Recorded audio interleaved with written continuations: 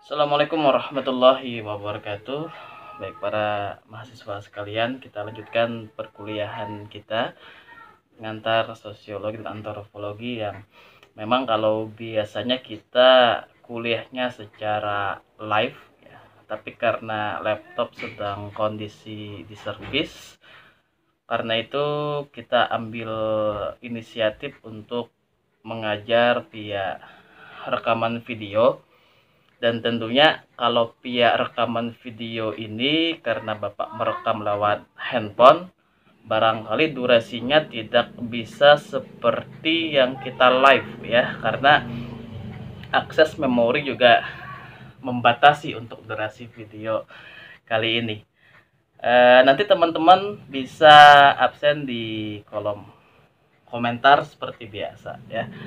Baik, kita akan melanjutkan perkuliahan kita yang berhubungan dengan norma sosial yang di perkuliahan sebelumnya juga sempat ditanyakan oleh beberapa mahasiswa tentang mekanisme ikatan dari norma sosial.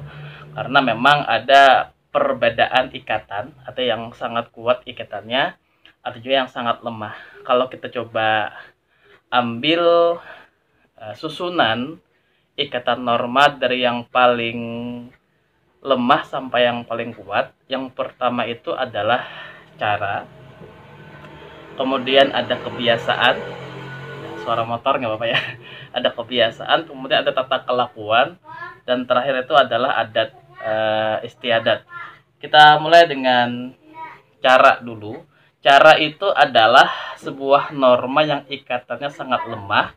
Kenapa? Karena setiap pelanggar dari norma tersebut tidak diberikan sanksi, hanya mendapat semacam pembicaraan dari orang lain. Misalkan kita melanggar norma sosial yang berhubungan dengan cara, contohnya seperti cara tertawa. Yang sering saya ulang-ulang contohnya ya. Ada orang yang dia tertawanya tersenyum saja, cara tertawanya. Ada juga yang mungkin cara tertawanya terbahak-bahak sampai ribuan meter kedengeran.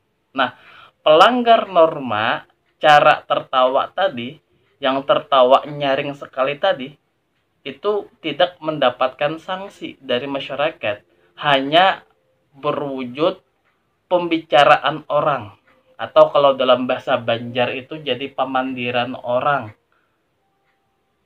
Nah, contoh misalkan, bah si Utuh tuh tertawa nyaring banar. Nah itu, kenapa dia disebut seperti itu? Karena dari cara tertawanya. Nah ya, kemudian ada yang disebut sebagai kebiasaan.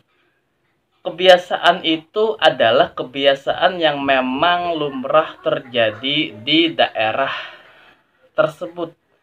Misalkan kalau di daerah kita kan di Banjar itu kalaunya kita berbicara dengan orang tua atau barangkali dengan orang yang kita hormati, maka kita akan menggunakan kata-kata ulun atau pian. Ulun itu saya, pian itu Anda. Jadi, nah ketika ada barangkali anak kecil yang aku baikam dengan orang tua, itu seperti melanggar norma karena melanggar kebiasaan yang sudah lumrah terjadi di daerah kita. Ya, itu yang berhubungan dengan kebiasaan.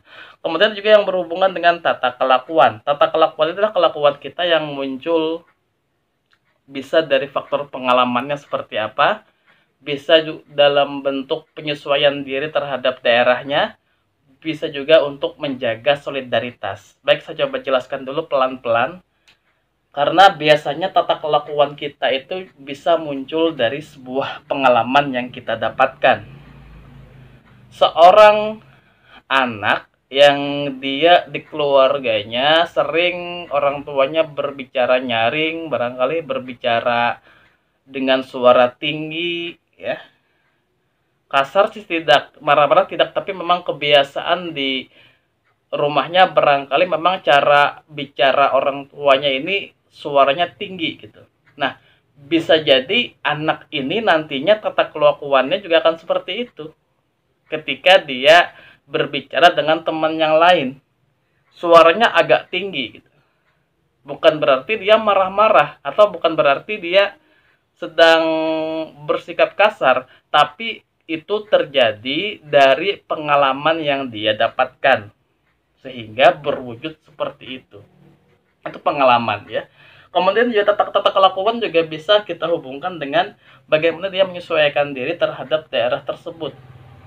Contoh, ketika ada orang Jawa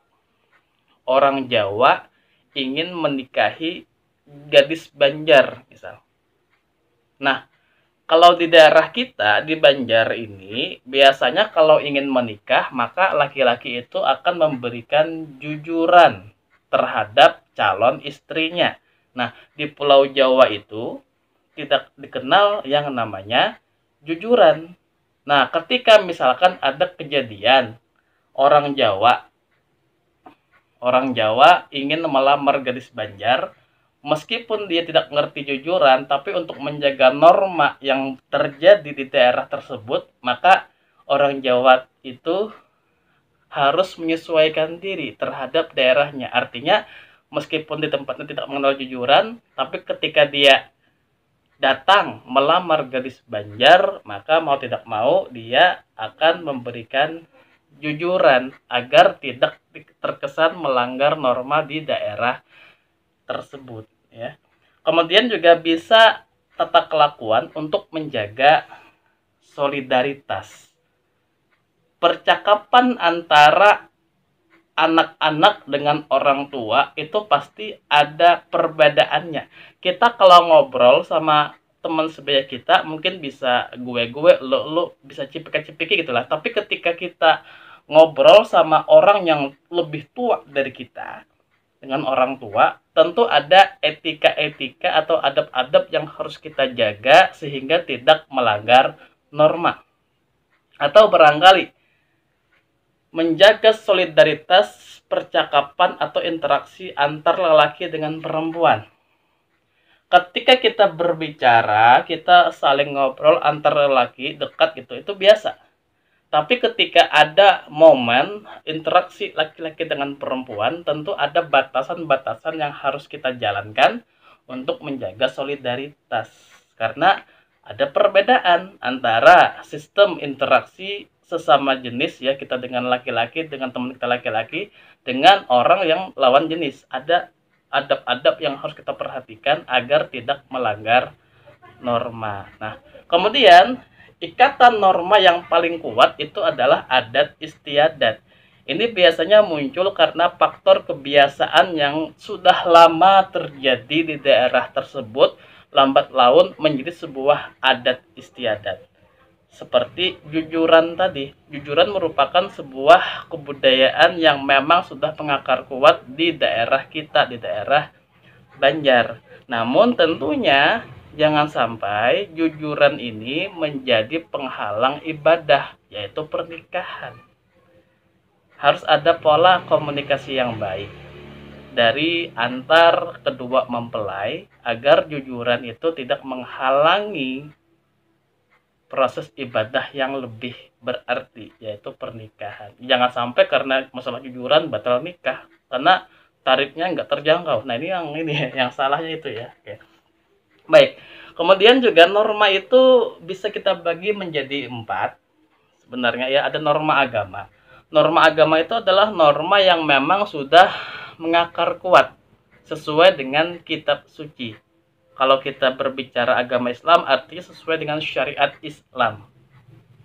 Nah, ketika agama Islam melarang minuman keras, mau bagaimanapun ketika ada orang yang minum minuman keras, ya itu pasti melanggar norma agama. Ketika agama kita melarang yang namanya perzinahan, ketika terjadi perzinahan artinya melanggar norma agama. Artinya norma agama ini adalah norma yang diatur oleh Allah Subhanahu wa taala lewat kitab suci Al-Qur'an.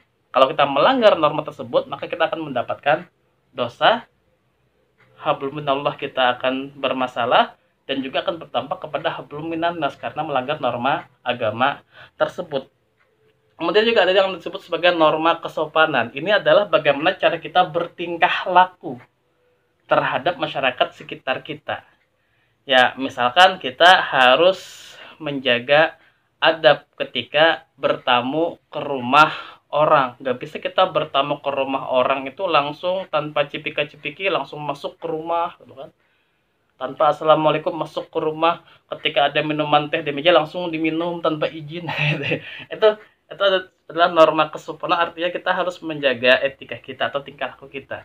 Kemudian juga ada yang disebut sebagai norma kesusilaan, bagaimana cara kita dalam menjaga pribadi kita terhadap masyarakat sekitar, ya. Norma kesusilaan ini adalah sebuah pedoman untuk menciptakan keseimbangan dalam masyarakat tersebut. Misalkan kita harus berkata-kata atau bersifat jujur terhadap rekan-rekan kita maupun teman-teman kita sehingga masyarakat menjadi seimbang. Nah, kemudian ada juga disebut sebagai norma hukum. Norma hukum itu adalah norma yang ada diatur dalam sebuah pedoman hukum seperti hukum positif di negara kita. Misalkan kita melanggar norma dengan cara mencuri, maka pasti ada hukum negara yang mengatur tentang pasal sanksi terhadap pencurian tersebut. Nah, itu beberapa norma yang bisa kita sampaikan yang berhubungan dengan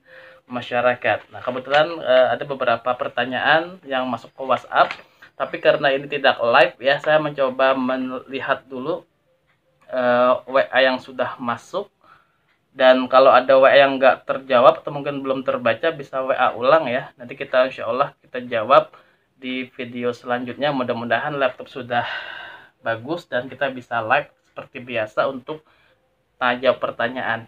Yang sempat tercover sementara ada dua WhatsApp yang saya baca ya, yang sudah saya siapkan di sini. Kita baca dulu. Yang pertama dari Nur Asia dari lokal A. Sebenarnya WA-nya sangat panjang ya, tapi intinya dia bertanya apakah korban perkosaan termasuk ke dalam perzinahan. Baik, zina itu dalam kaidah fikih artinya adalah hubungan suami istri, ini ya, hubungan yang dilakukan tanpa ada ikatan pernikahan, dan itu adalah termasuk dalam kategori dosa besar ya.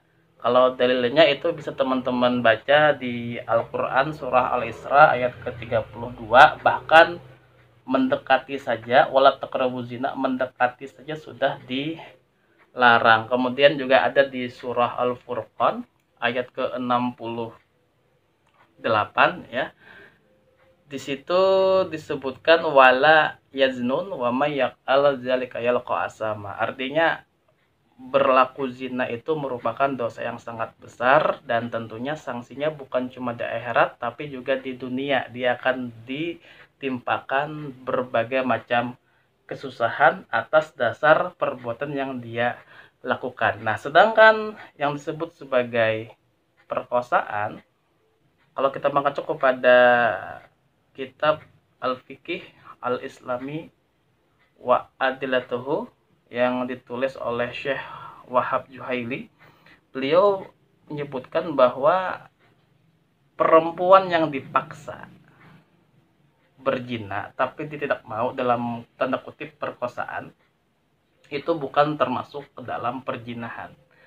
Karena kalau dalam fikih perkosaan itu disebut sebagai hirobah, artinya dikias itu seperti pertumpahan darah ya, seperti adanya perang yang terjadi, dan korbannya itu adalah korban yang dipaksa dan tentunya dia bukan dalam hal perzinahan. Nah, pelaku perkosaan, pelakunya ya bukan korban, pelakunya itu sanksinya sangat besar, sangat berat sekali, sangat besar sekali. Kalau dalam Al-Quran surah Al-Maidah ayat 23-24 itu pelakunya itu adalah hukum bunuh, bahkan disalib ya. Disalib itu dipotong secara silang. Disilang seperti apa ya, ada tangan dengan kaki disilang gitu dan dibuang ya. Dan tentunya hukuman ini hanya akan bisa terjadi, hanya akan bisa dilakukan oleh para pemimpin jikalau pemimpin kita menerapkan syariat Islam. Apakah ini berat? Ya memang berat, hukuman yang sangat berat sekali, yang sangat besar sekali. Tujuannya apa? Sebagai efek cegah agar ketika ada hukum yang seperti itu, maka orang lain akan berpikir ribuan kali untuk melakukan perbuatan perkosaan. Nah, jadi sementara itu yang saya jawab, ya artinya zina dengan perkosaan itu berbeda, karena yang diperkosa itu adalah korban. Nah, kemudian lagi dari Muhammad Rafi'i, lokal D, dia bertanya tentang norma hukum, ya, norma hukum kenapa di ada norma hukum itu yang hukumnya tumpul ke bawah gitu. Intinya seperti itu ya di WhatsApp itu. Jadi hukum itu adalah alat, implementasinya adalah orang yang menjalankannya. Sekarang apakah hukum yang sudah disusun sedemikian rupa, sedemikian bagus itu diaplikasikan atau tidak, ya. Intinya ketika hukum hanya sebuah tertulis namun tidak ada efek yang terjadi atau mungkin efek pengaplikasian yang baik terhadap hukum tertulis tersebut, dampaknya nanti ada pemberontakan dari masyarakat. Dari masyarakat yang bisa lewat komentar, bisa lewat demo, bisa lewat opini-opini bahwa terjadi ketidakadilan yang berhubungan dengan hukum yang dilakukan. Namun intinya yang bisa saya sampaikan di sini adalah dunia ini memang terkadang pengadilan dunia bisa diotak-atik, bisa dipermainkan.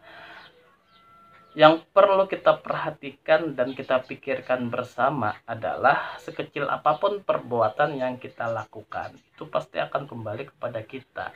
Orang yang sering mengotak-atik hukum, orang yang sering dia berbuat jahat kepada orang lain, itu seperti menabung bencana bagi dirinya sendiri, yang tentunya nanti juga akan dia dapatkan di momen dimana dia mendapatkan pembalasannya. Jadi yang berhubungan dengan hukum otak-atik artinya ada penyelewengan terhadap alat yang dituliskan oleh hukum tersebut sehingga aplikasinya tidak bisa efektif. Oke, itu mungkin yang bisa saya sampaikan untuk perkuliahan singkat hari ini. Agak miring kameranya ya, karena posisi handphone juga miring seperti ini, nggak gini. Mudah-mudahan minggu depan sudah bisa di service, sudah bagus laptopnya dan kita bisa live seperti biasa untuk perkuliahannya. Mohon maaf jika ada yang kurang berkenan. Akhir kata, assalamualaikum warahmatullahi wabarakatuh.